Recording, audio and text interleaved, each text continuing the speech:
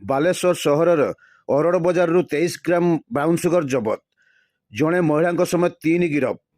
ବାଲେଶ୍ୱର ସହଦେବଖୁଣ୍ଟା ଥାନା ପୋଲିସ ଶନିବାର ପୂର୍ବାହ୍ନରେ ବ୍ରାଉନ୍ ସୁଗର କାରବାର ସମ୍ପର୍କରେ କୌଣସି ସୂତ୍ରରୁ ଖବର ପାଇ ଅରଡ଼ ବଜାର ମସଜିଦ ଗଳିରେ ଚଢ଼ାଉ କରିଥିଲେ। ଏହି ଚଢ଼ାଉ ବେଳେ 23 ଗ୍ରାମ ବ୍ରାଉନ୍ ସୁଗର ଜବତ କରିବା ସହ ଜଣେ ମହିଳାଙ୍କ ସମେତ 2 ଜଣ ଯୁବକଙ୍କୁ ଗିରଫ କରିଥିଲେ। ଏଥିସହ ସେମାନଙ୍କଠାରୁ 2ଟି ମୋବାଇଲ ଫୋନ୍, ଗୋଟିଏ ବାଇକ୍ ଓ 7,500 ଟଙ୍କା ଜବତ କରିଛି।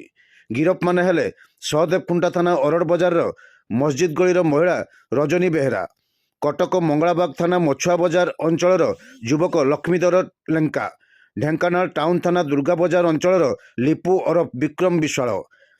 ଏନେଇ ସହଦେବଖୁଣ୍ଟା ଥାନାରେ କେସ୍ ନମ୍ବର 492/25 ଦଫା 21B NDPS ଆକ୍ଟ ମୂଳେ ମାମଲା ରୁଜୁ କରାଯାଇ ସେମାନଙ୍କୁ କୋର୍ଟ ଚାଲାଣ କରାଯାଇଛି।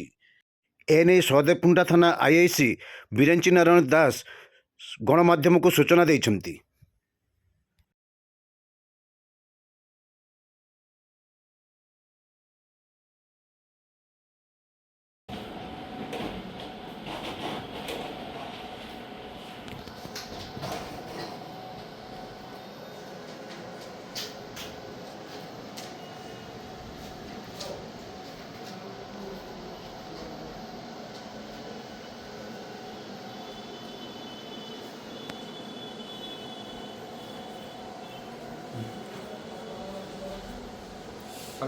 বেশি বড় কর না, আসো আসো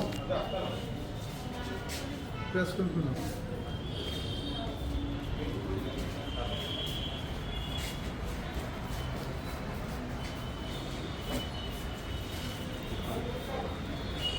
তাহলে